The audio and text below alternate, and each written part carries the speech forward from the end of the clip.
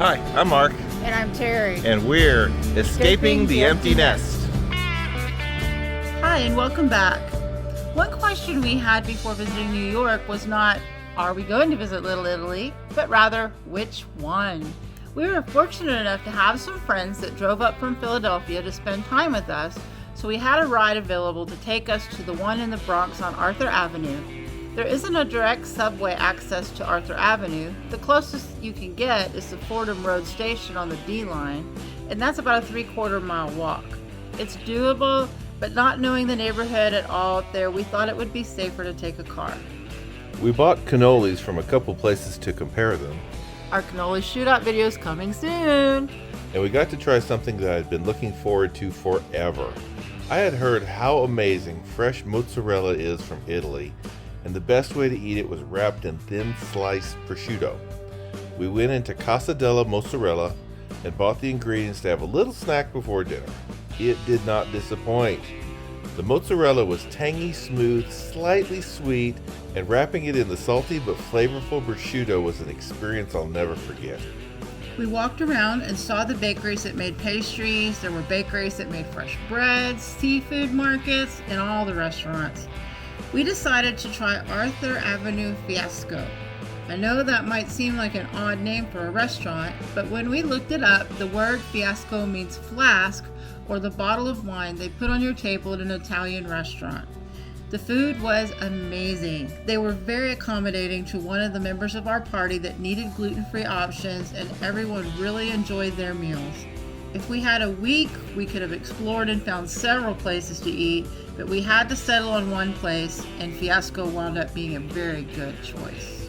On our last day in New York, bonus time because of Hurricane Henri, we got to visit both Chinatown and Little Italy in Manhattan. Talk about night and day differences. I'll be the first to admit it wasn't a direct comparison because we would be comparing a Friday night to a Monday before lunchtime. Very good. But one thing I can compare is the ease of getting there. There's at least 6 different subway stops that drop you off right at the doorstep to either Chinatown or Little Italy, so don't think about taking a car or worrying about parking. Some say that Little Italy is being taken over by Chinatown, and that might be true. There was a section of our walk that I couldn't honestly say which section we were in because the stores alternated with either the Italian flag or Chinese marquees. The streets of Chinatown were busy and hectic with vendors hitting us up every few feet to buy knockoff purses. Once we walked a little farther north on Mulberry, things got a lot more quiet and relaxed.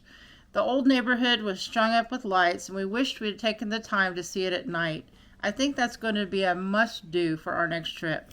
We felt like we had the streets to ourselves, and we enjoyed our time sitting at a table outside Cafe Palermo enjoying yet another cannoli, this one being from the self-titled Cannoli King. You'll have to watch our upcoming cannoli shootout video to see what we thought of their claim. From there, we went to Ferrara's Bakery and Cafe, just intending on buying one cannoli, but everything looked so amazing, I bought a whole box of goodies. They had indoor dining, so we filmed our reaction video, not just the cannoli, but cheesecake, and lobster tail. We really enjoyed our time there, and if we weren't so full from the treats, we could have eaten a full meal there too. Oh well, maybe next time. So what's the verdict? Which Little Italy is better? If you want authentic Italian food, pick up some fresh mozzarella or just get some pastries, either one will be amazing. If you're short on time and want something very convenient, the Manhattan one wins the first round knockout. I'm not sure how packed it gets on a weekend night. If you could help us out with that information, please leave a comment below. For a tourist, I'm going to recommend the Manhattan. If for no other reason, I wasn't prepared for how long it took to get to the Bronx one, and what a hassle we put our friends through who drove us there because we said we would like to see it.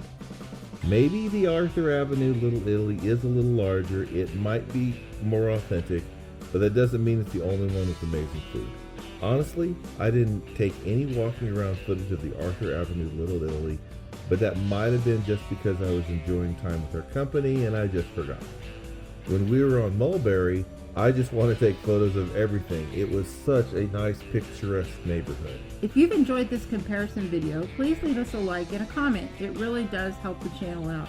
Remember what we always say, go have an adventure with your spouse.